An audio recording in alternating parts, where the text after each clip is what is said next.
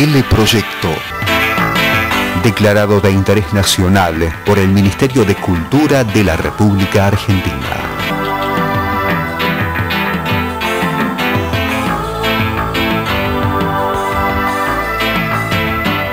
Dirección General, Francisco Fasano.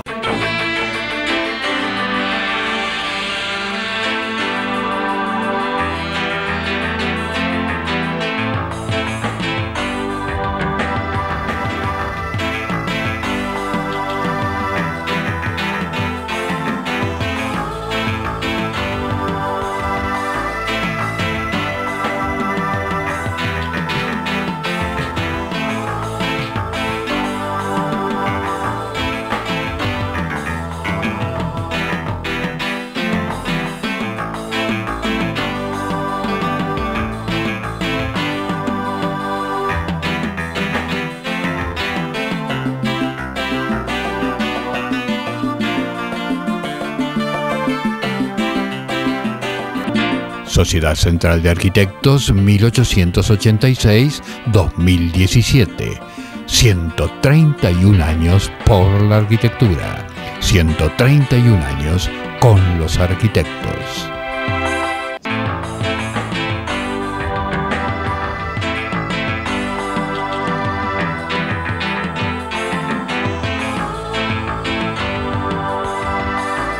Ya podés ser parte de la Universidad de Morón, con más de 80 propuestas académicas, carreras presenciales y a distancia, con anexos en Capital Federal y Gran Buenos Aires. Informate al 5627-2020 o en www.unimoron.edu.ar.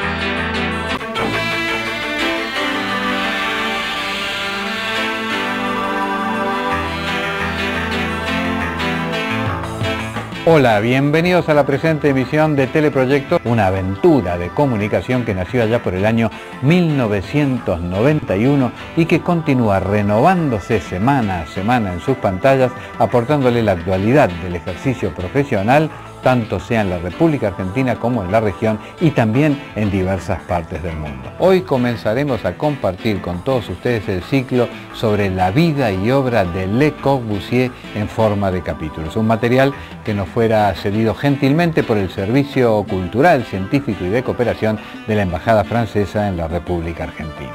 La vida del gran maestro de la arquitectura moderna, contada por él mismo, sus ideas, sus obras, en un material imperdible y para coleccionar. Como ustedes saben, podrán ver este y otros programas en tiempo real cada vez que lo deseen, como así también bajarlo a sus computadoras y guardarlo.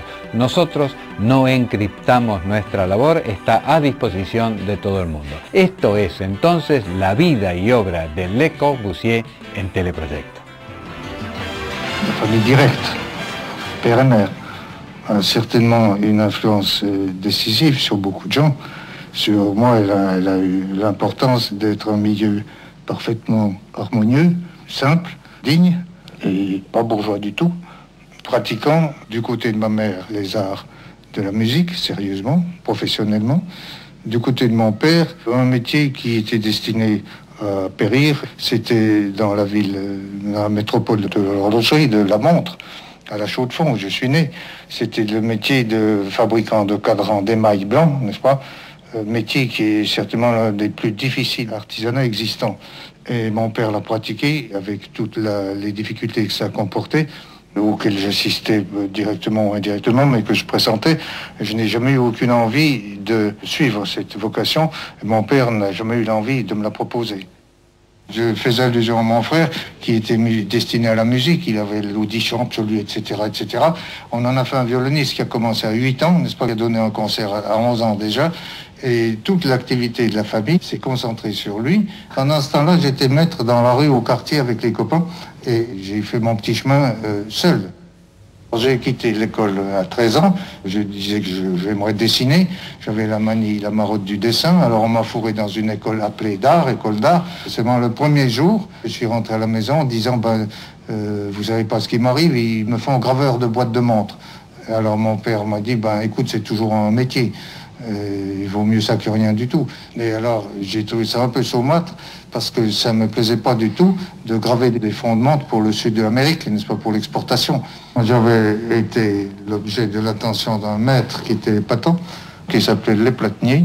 Il m'aimait beaucoup. Et il m'a dit, tu feras autre chose, on va voir, on va voir. Puis un jour, il m'a déclaré, tu seras architecte. Alors c'était la tuile. J'ai dit, jamais de la vie, je déteste ça, je déteste ce métier-là. J'avais comme preuve à l'appui, les maisons qu'on faisait chez nous, c'était pas très drôle, c'était pas épatant, ça ne me disait rien du tout. J'avais dans mon école d'art un membre de la commission qui devait se faire une villa. Je suis allé, je lui ai dit, je vous fais votre villa. Et il m'a dit, mais enfin, tu n'es pas architecte. J'ai dit, non, mais si, mais je peux le chercher, pourquoi pas. On fait une maison, ça se fait comme autre chose. Et je lui ai fait des plans, il a été épaté, et je l'ai eu, si je peux m'exprimer ainsi. Il m'a donné la commande de sa maison, j'avais 18 ans quand j'ai eu la commande. J'ai fait de 18 à 19 ans, ça m'a déjà valu les premières escarmouches sévères de l'opinion, et ça a continué sans arrêt. Mais ça m'a permis de tenir des pierres dans mes mains, des briques, et quand ayant une brique dans une main, me dire si j'en mets 1000 au même endroit l'une sur l'autre, c'est sacrément lourd, n'est-ce pas? Et je me suis occupé de la question des matériaux, de la valeur spécifique des matériaux, et j'ai senti que bâtir, c'est employer des matériaux, c'est se soumettre aux lois de la résistance, c'est inventer des moyens de vaincre la résistance des matériaux. Et ainsi de suite, je suis devenu architecte dans le sens le plus licite vis-à-vis du bon Dieu, mais non pas vis-à-vis des écoles peut-être. Je me suis installé en France définitivement en 18. J'étais administrateur délégué d'affaires techniques, j'avais des difficultés d'ailleurs, etc., etc. J'ai une usine, j'ai dirigé des fabrications. Et puis alors, j'ai commencé tout de suite par les jeux du hasard à mettre les pieds dans l'art élevé, grâce à une camaraderie qui a été d'une durée limitée avec aux enfants, qui m'a dit, vous êtes un tempérament d'artiste, je vous ferai une prophétie, on ne bâtira jamais pendant 40 années, mais on s'occupera de peinture. Moi, je ne demandais pas mieux que de m'occuper d'art, et j'ai accepté la proposition.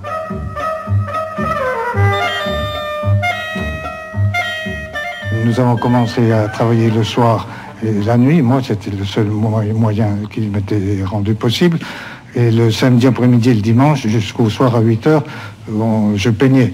C'est à ce moment-là que j'ai fait mon premier tableau qui s'appelle La Cheminée, et qui est un tableau qui est décisif, qui est peint comme une planche de porte, et impeccable, ça ne saute pas, c'est impeccable comme peinture. En 18, je me suis trouvé être fondateur avec aux enfants et Dermé, fondateur et directeur de la revue L'Esprit Nouveau. Au dernier moment, les épreuves étant faites et les placards sous nos yeux de numéros, aux enfants m'ont dit, je crois tout de même qu'il faudrait faire quelque chose sur l'architecture. Alors j'ai fait quelque chose que j'ai écrit un samedi soir, je me rappelle, il fallait les coupures le lundi. J'ai écrit 3 rappels à messieurs les architectes, et j'ai dit, je les mets sous un autre nom, je m'appelle Jeanneret, à mon état civil, et alors je l'ai mis sous le nom de Le Corbusier. Et ce tonnerre de Le Corbusier, il est né ce jour-là avec ce premier article, et les suivants, ça a fait 2 pétards. Le Corbusier est devenu mondial le premier jour.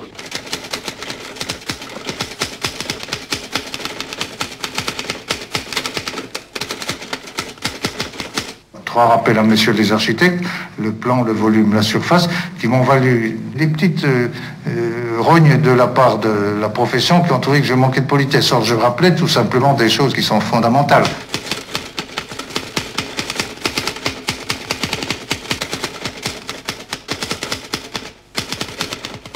Cet article a éclaté partout. Nous avons eu des lettres de tous les pays. Nous avons eu ensuite les visites de tout le monde qui venait voir le dénommé Corbusier. J'avais parfois peine de me dire que c'était moi qui étais le type en question.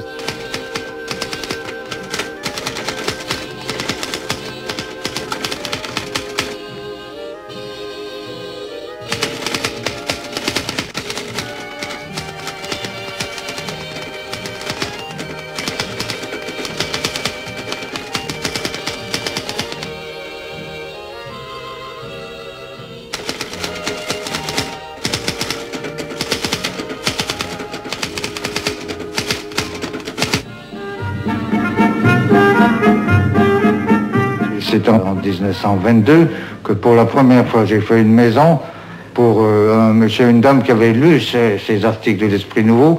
J'étais des petits rentiers, ils m'ont demandé de leur faire leur maison en Vaucresson. Je l'ai fait, ils étaient gentils comme tout. Et voulez-vous une histoire comique? La semaine dernière, j'ai reçu une lettre avec une écriture un peu faible, un petit peu hésitante.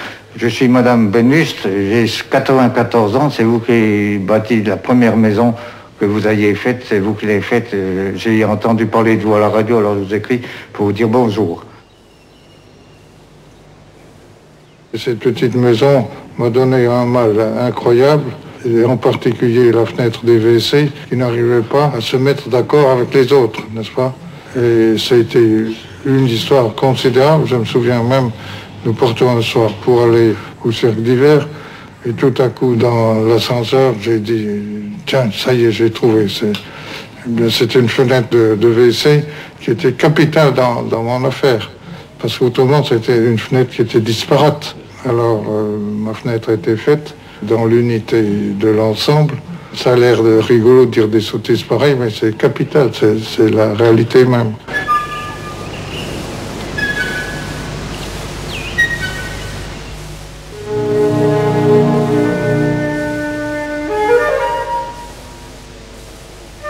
Temporal est venu me demander au nom du Salon d'automne de participer à l'exposition d'urbanisme. C'était la première exposition d'urbanisme en France. Alors je lui ai dit, qu'est-ce que l'urbanisme? Eh bien l'urbanisme c'est la rue, c'est les boutiques, les devantures, les enseignes, tout au plus on peut même admettre que c'est le corridor qui va jusqu'à la cage d'escalier, le pommeau de la cage d'escalier dans la maison. Alors je lui ai dit, bon ben moi je vais vous faire une fontaine, une grande fontaine monumentale, et derrière, j'aurai une ville de 3 millions d'habitants. Et la petite blague que j'ai voulu jouer, c'est que j'ai pas fait la fontaine, mais j'ai fait l'étude théorique d'une ville contemporaine de 3 millions d'habitants, une étude complètement coordonnée et fondamentale, dont toutes les bases sont valables, même aujourd'hui, dans l'urbanisme des temps modernes, dans toutes les villes. Ça m'a valu de Léandre Vaillat ce mot admirable, qui, passant là-devant, il a dit la droite est allemande et la courbe est française en parlant d'urbanisme. J'ai apprécié la sagesse du verdict. Le soleil d'abord. Le nord. L'est et l'ouest. Jamais d'appartements au nord.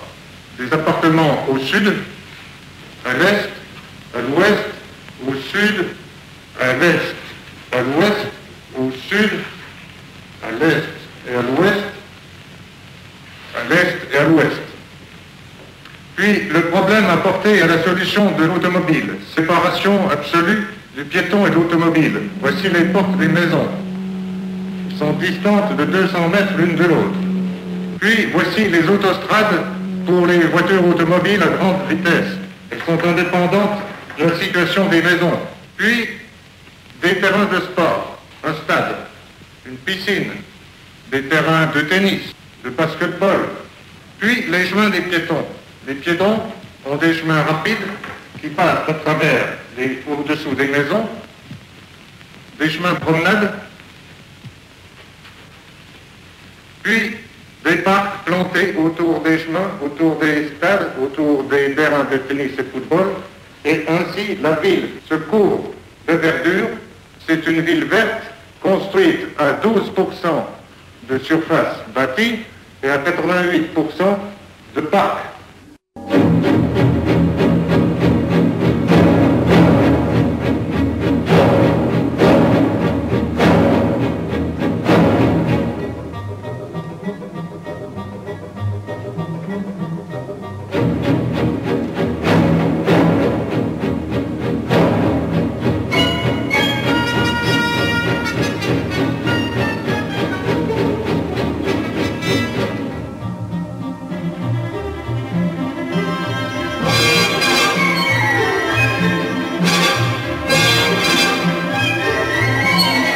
J'ai été émoustillé la première fois à la Chartreuse d'Aima en Toscane, où j'ai vu organiser magnifiquement, mais pour le silence, là, pour la méditation, les problèmes de l'individu le plus total et de la collectivité la plus harmonieuse. J'ai toujours senti qu'il y avait un binôme dans lequel s'inscrivait la possibilité d'une harmonie. Et j'ai cherché, dès mes débuts, à faire des villes qui comprissent précisément la solution à ce binôme, la réponse à ce binôme, permettant alors de plus l'intervention des conditions de nature. Tout ça se tient, c'est une immense symphonie qu'il faut jouer, c'est pas facile, c'est compliqué, mais les techniques modernes permettent d'y répondre parfaitement. Le problème qui est en vue est celui de la maîtresse de maison. Eh bien, dès qu'il y a 300 maîtresses de maison sous la main, si vous les mettez ensemble, vous leur assurez à chacune l'isolation, la solitude et le non-voisinage, si paradoxal que ceci puisse paraître, n'est-ce pas? Et je l'affirme, ils auront la solitude, la possibilité des services communs, du gardiennage d'enfants, des maternelles, des clubs de jeunesse, du marché de l'alimentation à domicile. Pourriez-vous nous donner quelques détails sur la façon dont vous entendez libérer la maîtresse de maison de ses charges? Si vous faites une unité d'habitation sous forme de 350 maisonnettes disposées dans des jardins, vous n'arriverez pas à réaliser la synthèse et le synchronisme des opérations quotidiennes qui se font à l'intérieur d'une journée solaire de 24 heures. Mais si vous groupez les 350 maisons les unes sur les autres d'une certaine manière savante et bien ordonnée, vous arrivez à briser toutes les distances, à économiser les distances, à les supprimer et à permettre la réalisation des fonctions qui s'opèrent et qui doivent s'opérer heure après heure, minute après minute, et qui constituent ce qu'on appelle la vie domestique. Les charges ménagères commencent au ravitaillement qui se trouve réalisé par la coopérative de ravitaillement, laquelle est située au cœur du bâtiment. Ensuite, et c'est là que l'unité d'habitation groupée permet d'avoir le soleil, l'orientation absolument optime pour chaque logis, pour chaque endroit du logis, puis ensuite d'avoir l'espace, ce qui est une des choses que tous vont rechercher au bout des kilomètres des banlieues, et la verdure, phénomène également mis à disposition au pied même, autour même de la maison grâce au groupement.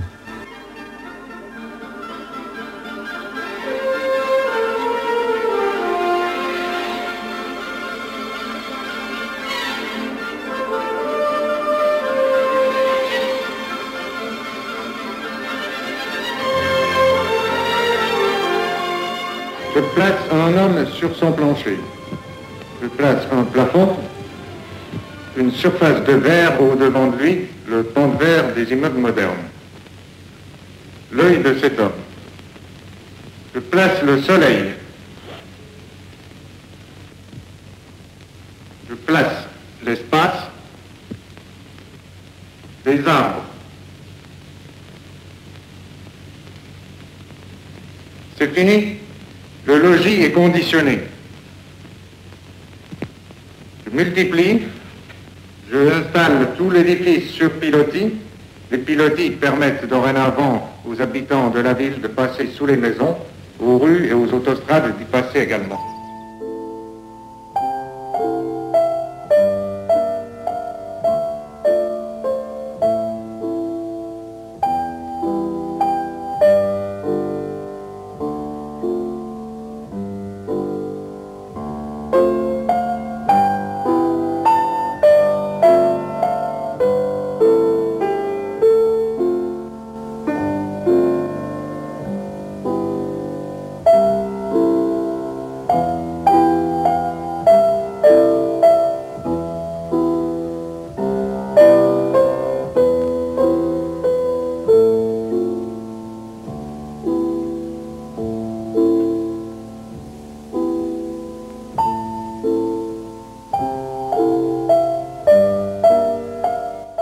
physique se développe au cours du temps, n'est-ce pas?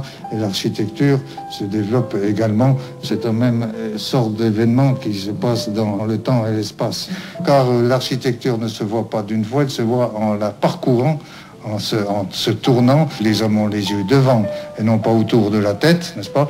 Et qu'ils ont les yeux 1,60 m au-dessus du sol à peu près. Et que c'est péremptoire pour considérer les œuvres de l'architecture. Et que c'est ça la clé qui sert à faire des œuvres architecturales. Quand vous le concevez, il faut penser qu'on tournera tout autour. Mais pour réaliser ces bâtiments, je crois que vous avez été un des premiers à concevoir la nécessité d'industrialiser les différents corps de métier. Depuis longtemps, la vue du Parthénon en Grèce avait éveillé en moi le goût de la perfection. Et cette perfection, je l'ai discernée dans notre civilisation moderne comme étant apportée automatiquement par le machinisme. Le machinisme n'étant pas un épouvantail et un facteur de laideur, mais au contraire étant un outil extraordinaire de perfection. Le tout est de conduire la perfection vers ses fins de nature harmonieuse, je dirais pas esthétique, mais enfin harmonieuse. Alors la perfection vient du standard, c'est un mot affreux qui m'a valu toutes sortes d'insultes et de reproches. On a dit veut faire des standards, mais bien sûr le temple grec est un standard, les madones de la Renaissance ou gothique sont des standards, et les byzantines aussi. Toute la pensée humaine agit sur des standards, c'est-à-dire cherche à se préciser sur des thèmes essentiels, choisis, enfin mis au point, et qui permettent une mise au point incessante au lieu de divaguer dans toutes les directions et dans la cacophonie. Le standard conduit à la perfection, c'est la chose que je me suis permis d'affirmer, et le standard, c'est donc de reconnaître des éléments permanents dans des choses. Et c'est la recherche de ces éléments permanents nous met en travers de la route l'homme, la présence humaine. Et ça, c'est encore un phénomène révolutionnaire d'oser prétendre que les choses, que nos agissements sont destinés aux hommes. Elles avaient parfaitement échappé, elles échappent parfaitement actuellement à notre emprise dans le monde entier. Nous sommes dans l'âge des robots et tout mon travail était au contraire d'humaniser les choses et de les mettre à l'échelle humaine. Alors parlant standard, production en série et mass production pour que tout le monde en ait son compte, n'est-ce pas? J'ai été conduit à rechercher au cours de ma vie des mesures de nature harmonique et d'essence mathématique. Et c'est encore un mot épouvantable, ça tue la poésie, paraît-il, alors que c'est l'essence même de la poésie. Hasta aquí llegamos por hoy. La próxima semana compartiremos el segundo capítulo sobre la vida y obra del gran maestro de la arquitectura moderna. Un nuevo aporte de Teleproyecto. Una aventura de comunicación que nació allá por el año 1991 y que continúa renovándose semana a semana en sus pantallas, aportándole la actualidad del ejercicio profesional, tanto sea en la República Argentina como en la región y también en diversas partes del mundo. Es un material que nos fuera cedido gentilmente por el Servicio Cultural, Científico y de Cooperación de la Embajada Francesa en la República Argentina. La vida del gran maestro de la arquitectura moderna, contada por él mismo, sus ideas, sus obras, en un material imperdible y para coleccionar. Como ustedes saben, podrán ver este y otros programas en tiempo real cada vez que lo deseen, como así también bajarlo a sus computadoras y guardarlo. Nosotros no encriptamos nuestra labor, está a disposición de todo el mundo.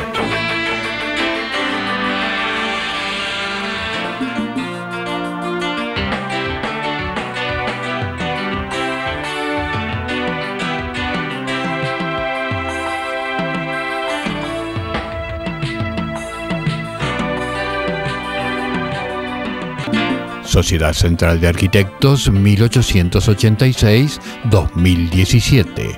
131 años por la arquitectura. 131 años con los arquitectos.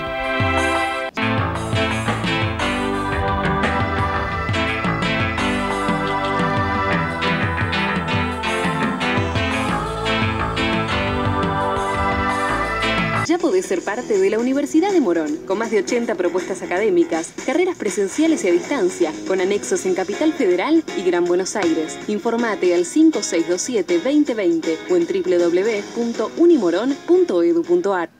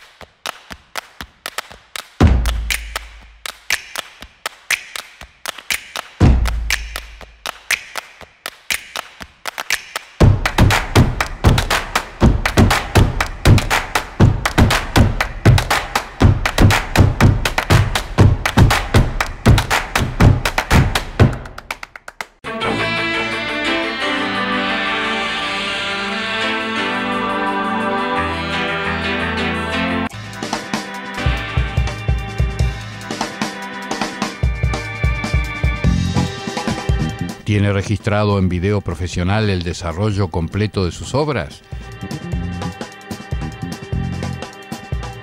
Desde Teleproyecto, la empresa con mayor experiencia en filmar arquitectura y construcciones, ponemos a su disposición nuestro departamento de seguimiento de obras en video.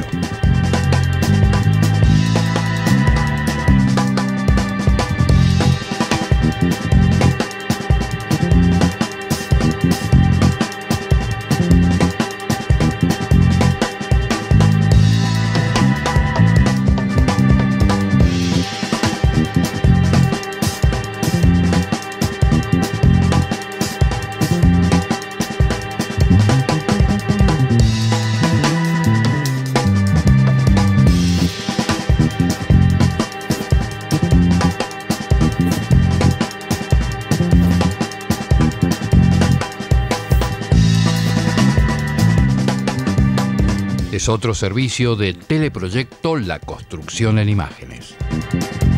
Más de un cuarto de siglo filmando obras.